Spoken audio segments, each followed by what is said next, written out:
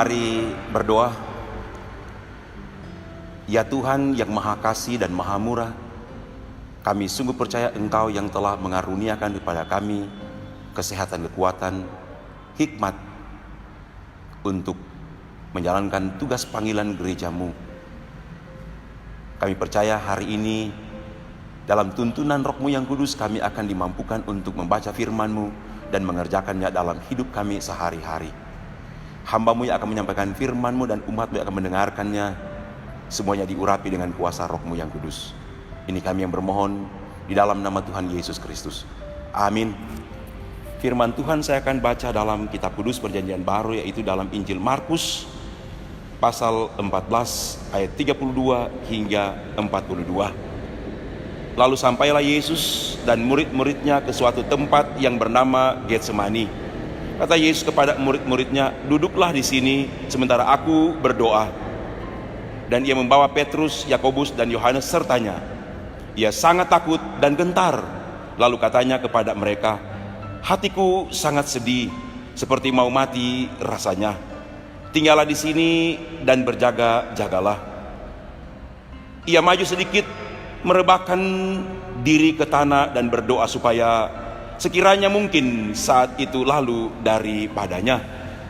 Katanya, "Ya Aba, ya Bapa, tidak ada yang mustahil bagimu.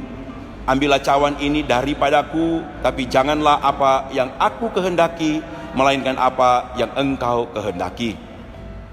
Setelah itu ia datang kembali dan mendapati ketiganya sedang tidur. Dan ia berkata kepada Petrus, "Simon, sedang tidurkah engkau?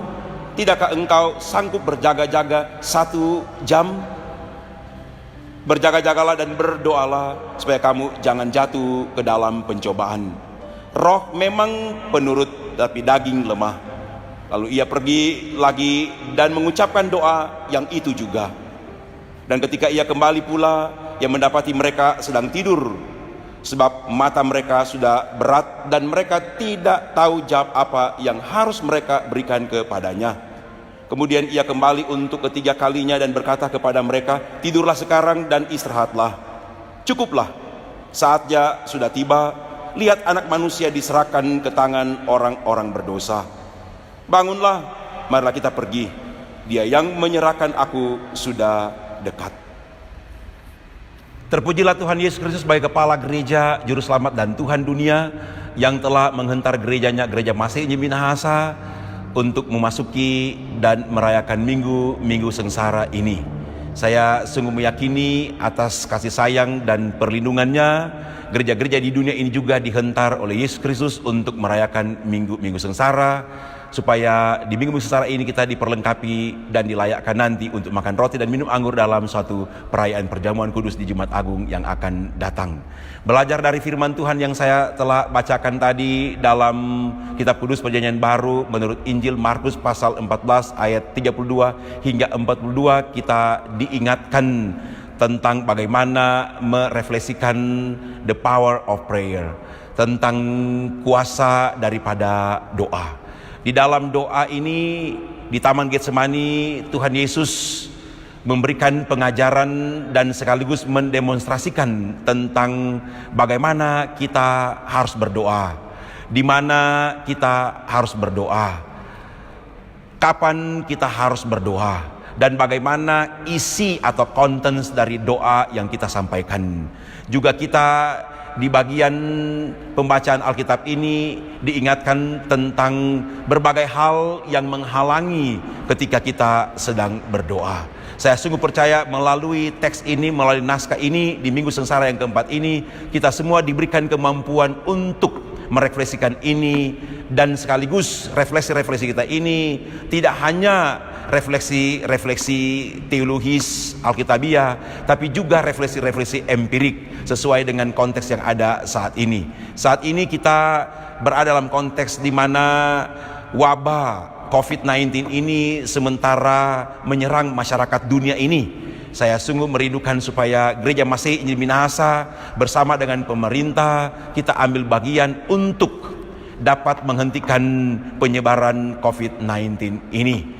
Saya juga mengajak saudara-saudara, sebagaimana bagian pembacaan ini, Yesus dan murid-muridnya datang berdoa, dan Yesus menyendiri untuk berdoa. Menghayati pembacaan Markus 14 ayat 32 hingga 42 ini, saya mengingatkan bahwa pengalaman murid-murid bersama dengan Tuhan Yesus di Taman Getsemani, Yesus menyendiri dan berdoa. Dan isi doanya ialah tidak hanya mendoakan murid-muridnya, tapi mendoakan dunia ini. Dalam doa ini kita lihat bagaimana Yesus menciptakan suatu social distancing dengan murid-muridnya, supaya dia berdoa fokus, dia berdoa betul-betul ada konsentrasi, dia berdoa secara pribadi supaya betul-betul terjadi suatu mujizat yang besar dalam kehidupan pelayanannya dan murid-muridnya. Saya mengingatkan kepada warga gereja Masih Injil Minahasa supaya di beberapa hari ke depan ini, dengan kondisi yang sangat krusial, yaitu COVID-19 ini, kita betul-betul memberi waktu untuk berdoa, sekaligus kita memberi waktu untuk mentaati apa yang disampaikan oleh pemerintah dan gereja tentang social distancing, menjaga jarak. Dan ini merupakan juga refleksi iman daripada gereja Masih Injil di Minahasa. Sambil kita menghayati bagian pembacaan ini, kita merealisasikannya, kita mengkonkretisasikannya melalui belajar dari rumah, bekerja dari rumah, dan ibadah dari rumah. Sebab di rumah inilah kita semua diberikan kekuatan dan kemampuan dalam doa dan puasa. Dari rumah inilah juga kita dilatih bagaimana untuk belajar. Dari rumah ini juga kita dilatih bagaimana untuk bekerja. Dari rumah inilah kita dilatih bagaimana untuk mengasihi, bagaimana untuk mengampuni, bagaimana untuk menghormati orang tua, bagaimana untuk mencintai gereja dan tidak akan meninggalkan gereja ini apapun alasannya, dan bagaimana kita mencintai Alkitab, Perjanjian Lama dan Perjanjian Baru sebagai firman Allah yang tertulis, dan bagaimana dari rumah ini kita mampu hidup dalam satu faith community, komunitas iman, kakak beradik, orang tua, supaya dari rumah inilah betul-betul kita dapat ambil bagian dalam rangka memutus mata rantai penyebaran COVID-19 ini.